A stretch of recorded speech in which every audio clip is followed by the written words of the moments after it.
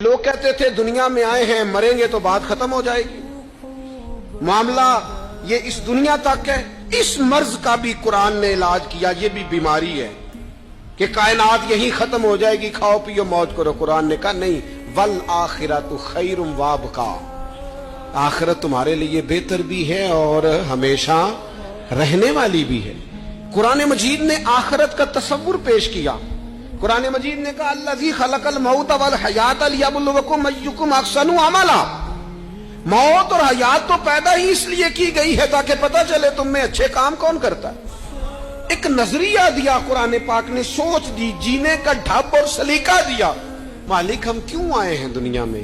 فرمایا میرے بندے ہو, میں نے بنایا ہے, میں نے تمہیں بنایا ہے, بڑا سونا بنایا. لقد خلقنا الانسان فی احسن تقویم.